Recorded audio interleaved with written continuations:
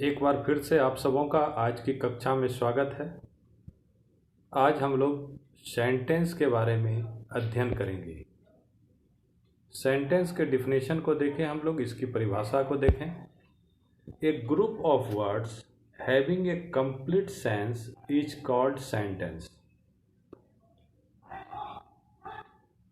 शब्दों का वैसा समूह जिसका पूर्ण अर्थ हो वह वाक्य कहलाता है, वह सेंटेंस कहलाता है।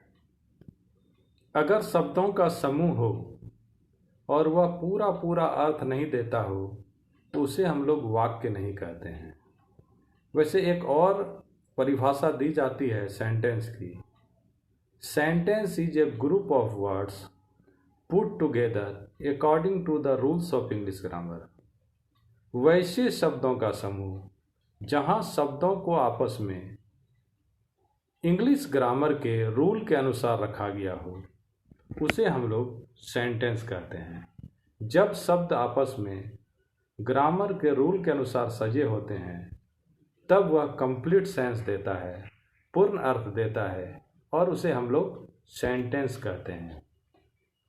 आए हम लोग कुछ एग्जाम्पल्स देखें, काइंड्स देखें। हम लोग सेंटेंस के काइंड्स हैं। स्टेटमेंट, जिसे असर्टिव सेंटेंस भी कहा जाता है। क्वेश्चन, जिसे हम लोग इंट्रोगेटिव सेंटेंस कहते हैं। कमांड, इंपरेटिव सेंटेंस के भी नाम से जाना जाता है। एक्सक्लामेशन, इसे एक्सक्लामेटरी सेंटेंस भी कहते हैं। और optative sentence. Modern English grammar में स्टेटमेंट, क्वेश्चन, कमांड और एक्सक्लामेशन मुख्य रूप से इन 4 काइंड्स का हम लोग अध्ययन करते हैं, जबकि ओल्ड इंग्लिश ग्रामर में 5 काइंड्स थे। Assertive sentence, interrogative sentence, imperative sentence, exclamatory sentence और ऑप्टेटिव सेंटेंस। शुरू में जो नाम लिखे हुए हैं स्टेटमेंट, क्वेश्चन, कमांड और एक्सक्लामेशन, ये सारे मॉडर्न इंग्लिश ग्रामर के नाम हैं।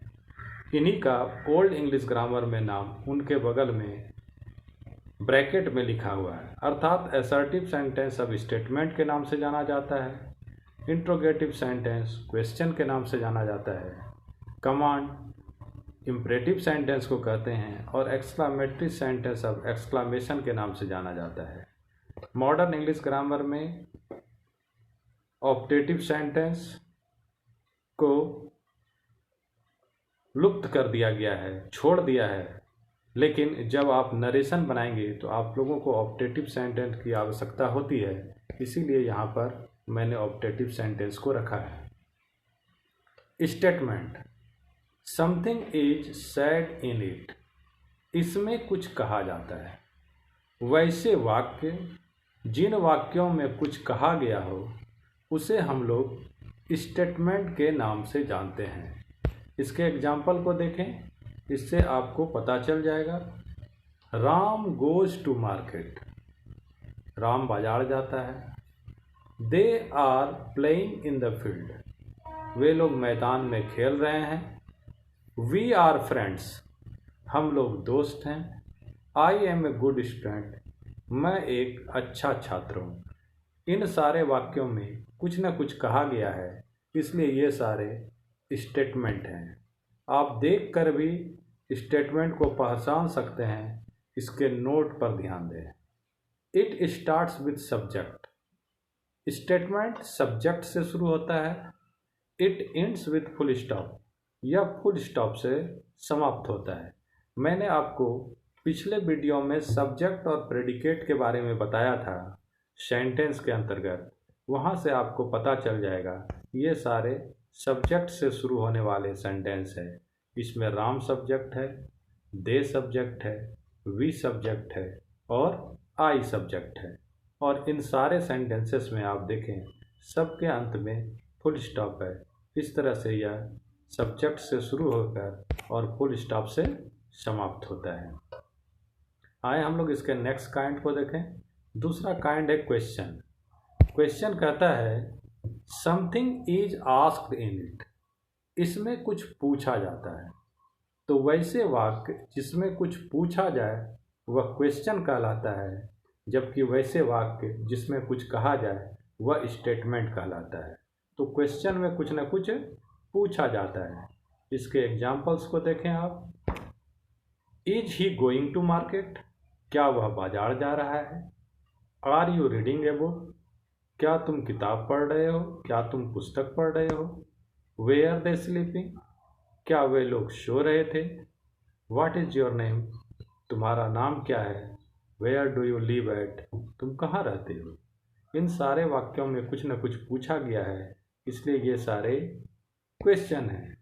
इसके नोट को देखें, एक नज़र में आप पहचान सकते हैं कि यह क्वेश्चन है। It starts with helping verb और WH वर्ड, अर्थात यह हेल्पिंग वर्ब से या WH वर्ड से शुरू होता है। It ends with question mark, इसके अंत में क्वेश्चन मार्क होता है। आप देखें, इन सारे वाक्यों में सारे वाक्य के अंत में क्वेश्चन मार्क दिया हुआ है। और प्रथम जो 3 वाक्य हैं वह हेल्पिंग वर्ब से शुरू हुए हैं। इज, आर, वेयर ये हेल्पिंग वर्ब हैं। और 2 वाक्य व्हाट और वेयर ये WH वर्ड से शुरू हुए हैं। तो यह या तो हेल्पिंग वर्ब से शुरू होता है या फिर WH वर्ड से शुरू होता है और क्वेश्चन मार्क से समाप्त होता है। Command, it shows N order, request और एडवाइस। कमांड वह है जिसमें कोई आज्ञा हो, अनुरोध हो या सलाह हो। तो वैसे वाक्य जो आज्ञा, अनुरोध या सलाह को बताते हैं उसे हम लोग कमांड कहते हैं। इसके एग्जाम्पल्स को देखें। कम हियर, यहाँ आओ। गो देयर, वहाँ जाओ। Wait for a minute, 1 minute इंतज़ार करो। हेल्प मी प्लीज, कृपया मेरी सहायता करें। स्टैंड अप, खड़े हो जाओ। इन वाक्यों को भी हम एक नज़र में देखकर पहचान सकते हैं। इसके नोट को देखें। It starts with man verb, यह मैन वर्ब से शुरू होता है। It ends with full stop, यह भी फुल स्टॉप से समाप्त होता है।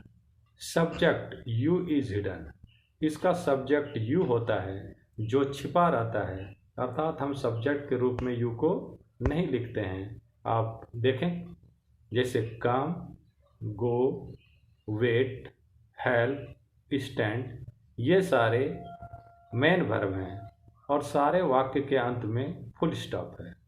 कम हियर, यहाँ आओ, मतलब कौन यहाँ आओ, तुम यहाँ आओ, तुम लोग यहाँ आओ, आप यहाँ आइए या आप लोग यहाँ आए।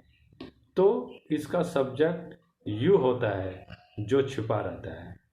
आप चौथा वाक्य देख रहे हैं, हेल्प मी प्लीज। प्लीज शुरू में भी आ सकता है वाक्य के और अंत में भी आ सकता है, इससे घबराने की ज़रूरत नहीं है।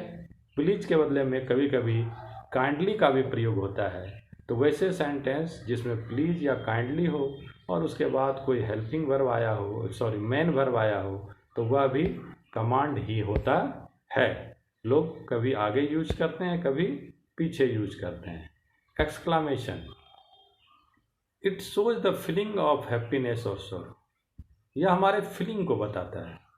खुशी का हो सकता है, दुख का हो सकता है, या किसी और तरह के जो फीलिंग्स होते हैं उनको दर्शाने के लिए, बताने के लिए एक्सक्लामेशन सेंटेंस का यूज होता है। देखें example. How beautiful she is, वह कितनी सुंदर है। How dangerous this road is, यह सड़क कितना खतरनाक है। What an interesting story it is, कितनी मज़ेदार कहानी है। What a beautiful flower it is, यह फूल कितना सुंदर है। ये सारे वाक्य हमारे फीलिंग को बता रहे हैं, इसलिए ये एक्सक्लामेशन है। आइए इसके नोट को देखें हम लोग। इट स्टार्ट्स विथ हाउ और व्हाट, यह हाउ या व्हाट से शुरू होता है।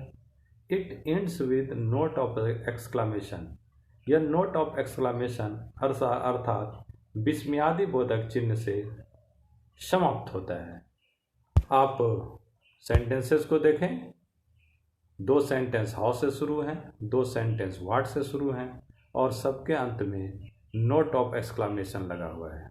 वैसे हाउ या व्हाट से क्वेश्चन भी शुरू होते हैं, लेकिन क्वेश्चन के अंत में क्वेश्चन मार्क होता है, जबकि इसके अंत में नोट ऑफ एक्सक्लामेशन होता है। और पांचवा ऑप्टेटिव सेंटेंस है इट शोज आवर विश, यह हमारी इच्छा को दर्शाता है।